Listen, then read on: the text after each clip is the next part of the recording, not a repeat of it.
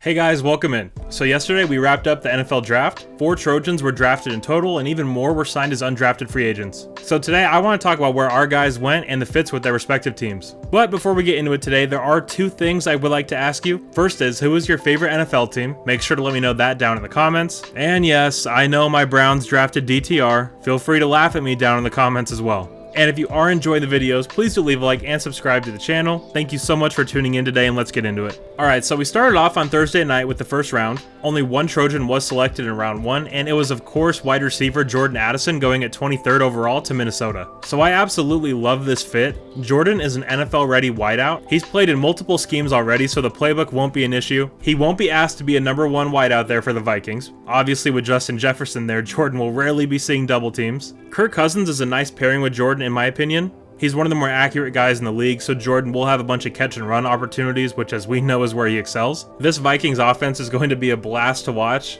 Justin Jefferson, TJ Hawkinson, Jordan Addison. I mean, great landing spot for Jordan. Can't wait to see him tear up the NFC North. Okay, now we moved to round number 2, where we saw Trojan edge rusher Tuli Tuipulotu get selected at pick number 54 overall by the LA Chargers, so very cool that Tuli gets to stay in Los Angeles. So I love this fit as well. I don't see Tuli starting there in his first year.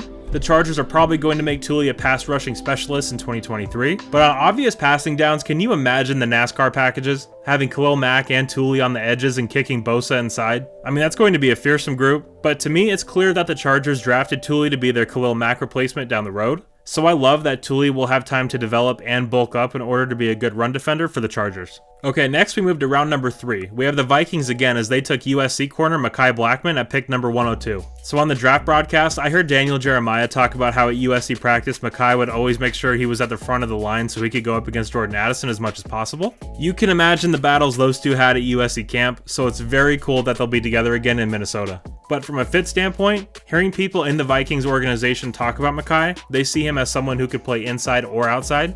Although I do see him playing more outside. The Vikings have had a corner problem for years, but I really think they nailed this pick. Minnesota's new defensive coordinator Brian Flores runs a ton of cover 1 and cover 0, so Mekhi won't have a ton of help over the top. But if he's matched up one-on-one with a true burner on the outside, no doubt they'll run some cover 1 and shade the deep safety over to his side. But I love this fit for Mekhi. I really like this scheme. The Vikings got an absolute steal here in the 3rd round. Okay, so only 1 more Trojan was drafted. It was fan favorite left guard Andrew Voorhees going to Baltimore in the 7th round at pick 229. Now, as a Browns fan, this one hurt, both due to the fact that he's a great player, and the fact that I won't be able to root for the team he's on. And the fact that we traded out of that pick with Baltimore to allow them to take him stings extra. But smart organizations like Baltimore make moves like this.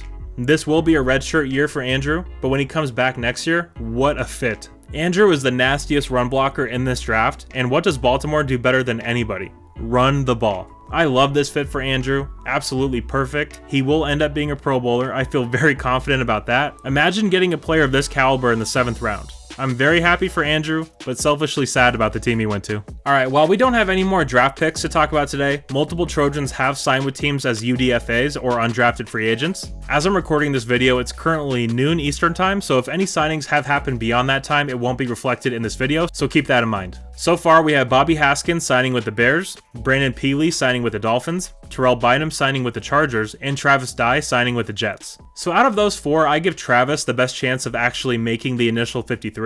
If there's one thing I've learned about Travis over the short time he was a Trojan, it's to never rule him out.